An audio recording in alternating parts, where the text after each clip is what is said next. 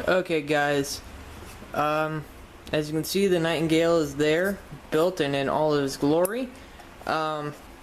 Originally it was going to be a review, or not a review video, but a build video, but the total build time went into around 4 hours, and it wouldn't be fair to you guys to have you all sit there and watch me build this guy for 4 hours when there really wasn't a need to. I apologize for the horrible lighting, by the way. I have to get used to this new camcorder which I am shooting on. It is the best video making device I can afford at the moment. Anyway, instead this is going to be a review, and I think a review is more proper for something of this size. At first glance, pretty well done. I can't argue with the quality, especially for around 95 bucks a pop. I would, however, argue on a few things. Hip and shoulder joints are not well done. With just a little twist. Thank you, Beam Rifle, for demonstrating the looseness of the hands. That was my next point. But yeah, just a simple little tug there, comes right out, and that really disappoints me, mainly because this is supposed to be a new model for a new line that is supposed to kick off a great series, in my opinion. So the fact that they put in such little effort for the joints on this one kind of makes it all solemn. It's not as thrilling as it should be. And another thing that like I just said, is the hands. The hands are arguably the best and worst part about it. The argument being that they have good articulation. Each finger moves individually. You know, you can make them flick someone off if you want to. The wrist rotates well. But that's about the only good qualities that you can get from these.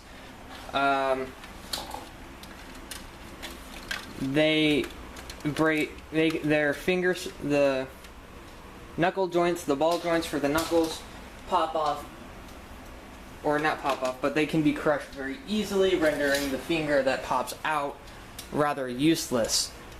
And when that comes to posing, not really a good factor to have. The other problem with them is they don't really hold well, and there is a little piece on the inside of the hand that is designed to hold everything in place, but it doesn't really hold its grip. So I kind of just put them in one spot and I leave them there, which really does sadden me. And this arm's popping out.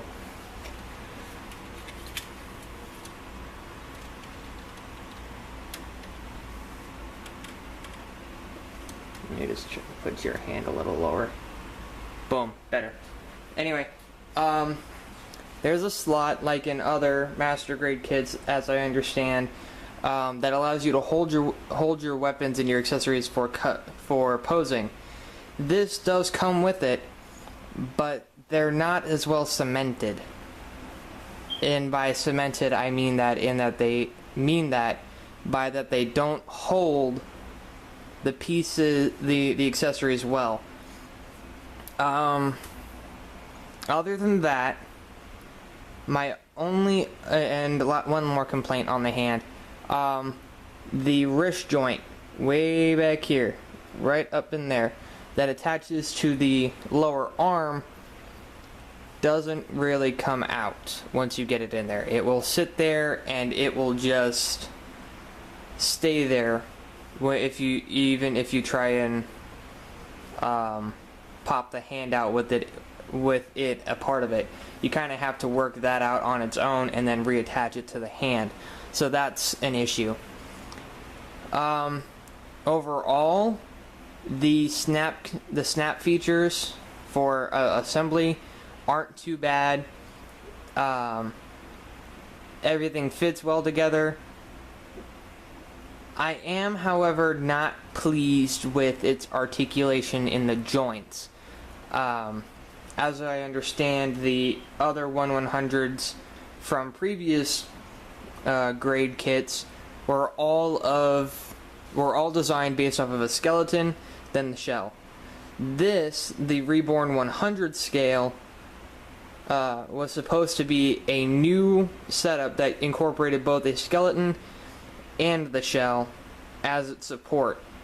This does that fairly well, but extremely limited on articulation of the joints, and not too much you can do about that, unfortunately. As a display piece, this would be a good one to have if you just like to have the Nightingale sit there and look intimidating from a distance like I have him sitting right now, or if you wanted him to just be useful for a scaling collection when comparing other models, that's good too. But this literally is more of a shelf piece than a pose or competition piece. I suppose theoretically you could put it in a competition for assembly or something like that, but I really don't see you using this particular form of the Nightingale. You'd probably be better off with the resin kit mold that they have. Other than that, I can't really complain with much. I am thoroughly thrilled to even have this as my first model kit. It was a great experience and a lot of fun. But like I said, the hands, the joints on the shoulders and hips, and the articulation of the joints, not fairly well pleased. But I'm rather happy to have this as my my display piece for the while.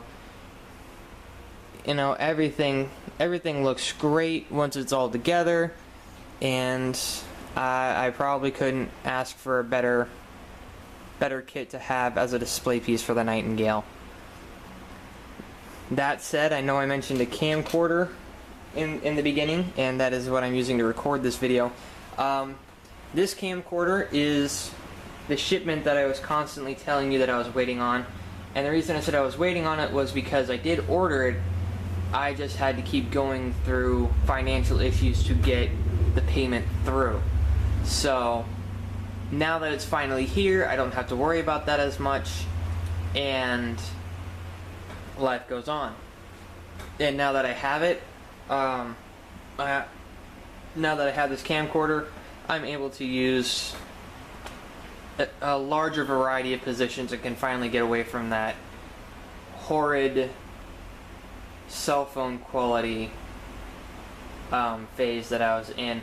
And not that this camcorder is much better at the moment, since I'm still having to toy around with it to find out what fits with what, especially with the lighting in my house being as odd as it is, even with every light in my house turned on. This just happens to be in a position where the shadow really hits it. I'm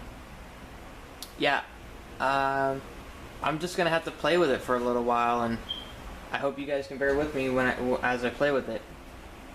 The next video from this point on will be another model kit, or it will be another miniature. You guys, I'm gonna actually have pick the miniature that goes with it, assuming that will be in the next video, and I will use that as what I will use for the to paint next. They aren't particularly bad to hold up here. These miniatures are actually metal ones. These are the die-cast metals. Hold up, I gotta lower you guys.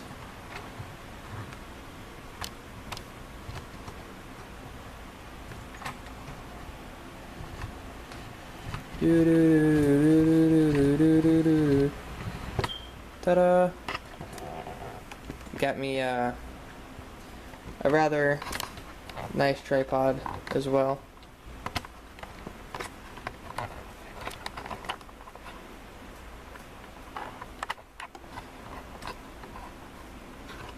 I have to play with the tripod too.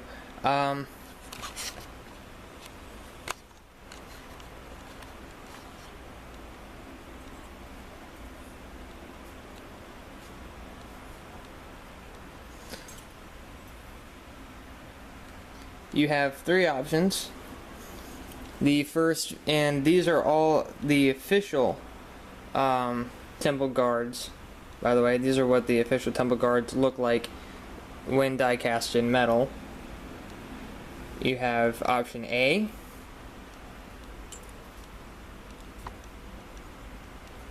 option B,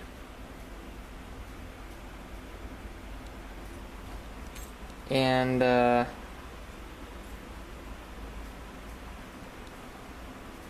want to say this is option C, but I could very well have just shown you the same guy twice. So, just for the sake of making sure I can do it all the right way. Come on, follow me, follow me. There we go. Option A, over here. This guy right here with a giant horn on the front. Option B, another guy with a giant horn on the front, but I'd say stouter and with a different style. Or is it the same guy? No, this is the same guy. Alrighty. I remember why. Very faint to tell, but the two actually have a very slight difference in detail on both sides of the die cast. And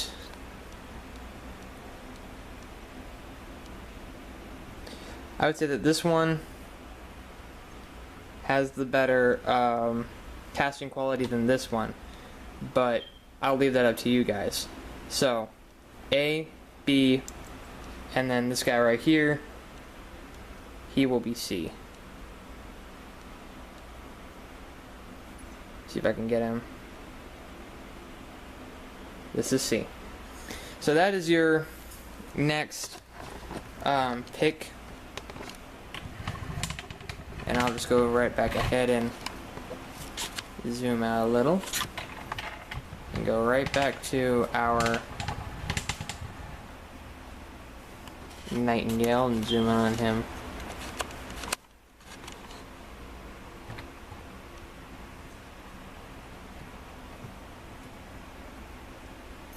So yeah, that's what you guys, that is my review for the Nightingale of the RE1100 scale series. Feel free to argue, contemplate, like or dislike. I encourage it all, except trolling. No trolling on the channel. Trolling bad. Quick size comparison. This is the He-Man Funko Pop that I received as a gift. I would say that's about 2 or 3 Funkos tall. So yeah, about three of these Funko Pop characters together is about the size of the Nightingale. The funnel system, and for the people that are not aware, the funnels are these little pieces right here. And the reason they're called funnels is, yes, they do look like a funnel. What the funnels are is that they are a system of lasers that can work independently of the pilot that would be in the Nightingale, but if given directive, can also follow what the pilot tells them to do. This comes with 5 on each wing. I'm just gonna call them 5 on each wing. Each wing has I'd want to say 6 or 7 thrusters. 2, 4. Let's see, 2, 4, 6, 7, 8. No, 8. 8 thrusters on each. 8 thrusters on each side. A couple thrusters over here. The skirting, the skirt armor over here, this all that right there, articulates properly, so that's always awesome to have. But yes, final tidbit, because I know this is getting rather long. Great for display on a shelf, not great for posing.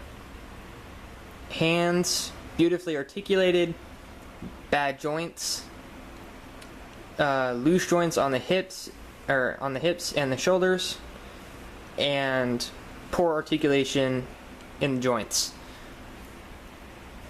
So yeah. Thank you guys again for watching. I hope you all stay tuned for the next video, and if the next Gundam comes in properly, it will either be the heavy arms or the Ashtray gold frame. I'll leave that up to a surprise, or it will be the metal Lizardmen. Your choice. Alright, thanks for watching, guys.